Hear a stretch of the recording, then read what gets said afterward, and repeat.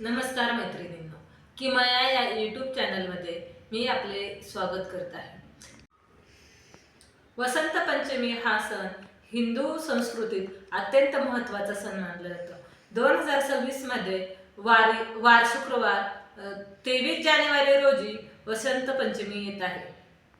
वसंत पंचमीला सरस्वती मातेचे पूजन केले जाते.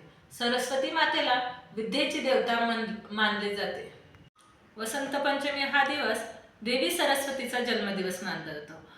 देवी सरस्वती ही ज्ञान, बुद्धी, कला, संगीत अशा सर्व क्षेत्रामध्ये त्या वसंत म्हणजे ऋतू आणि पंचमी म्हणजे माघ महिन्यातील 5वा दिवस. या दिवशी या काळात झाडांना नवीन पालवी फुटते, झाडे अशी बहरून येतात. त्यामुळे सृष्टीने अत्यंत सुंदर असे रूप घेतलेले असते. वसंत पंचमीच्या दिवशी पिवळ्या रंगाचे महत्त्व. वसंत पंचमीला पिवळ्या रंगाला विशेष महत्त्व दिले आहे. पिवळ्या रंग सुख, समृद्धी आणि ऊर्जेचे प्रतीक मानले जाते. या दिवशी आपणही पिवळ्या रंगाचे कपडे परिधान करावे. या दिवशी देवीला आपण पिवळ्या रंगाची फुले अर्पण करावीत. नैवेद्यातही पिवळा भात, पिवळ्या रंगाची मिठाई, लाडू असे विविध प्रकारचे मिठाई किंवा वेगवेगळ्या पिवळ्या रंगाचा नैवेद्य आपण देवीला अर्पण करू शकतो.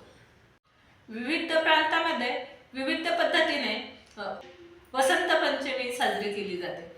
आपल्या महाराष्ट्रामध्ये वसंत पंचमी हा सरस्वती पूजेचा दिवस मानला जातो. लहान मुलांच्या शिक्षणाची सुरुवात वसंत पंचमी पासून केली जाते. लहान मुलांना अक्षर ओळखही आपण या दिवशी केली पाहिजे. असे मानले जाते की ब्रह्मांडाची निर्मिती केल्यानंतर ब्रह्मदेवांना सर्वत्र शांतता जाणवली. त्यावेळी त्यांनी आपल्या कमंडलूमधील पाणी हवेमध्ये शिंपडले. त्या पाण्यामधून सरस्वती मातेचा जन्म झाला. सरस्वती मातेने विणा धारण केलेला होता.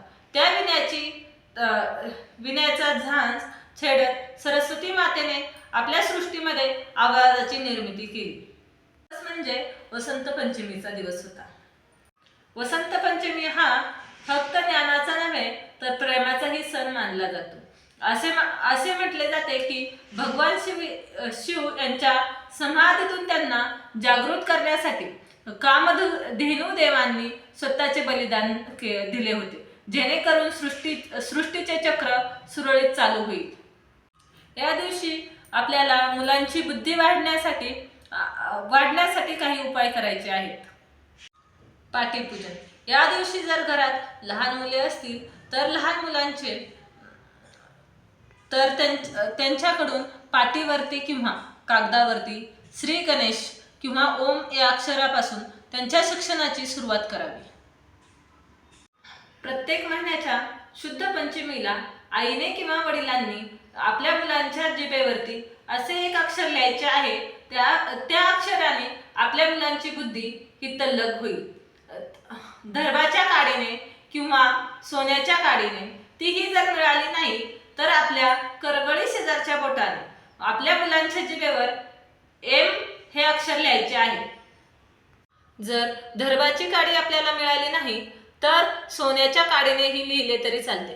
तीही जर आपल्याला मिळत नसेल तर आपल्या करंगळी शेजारील बोटाने मधामध्ये घालून एम एडक्याचा त्याच्यावरती ए आणि टिंब एम हा बीजमंत्र आपल्या मुलांच्या जिभेवरती मधाने लिहायचा आहे.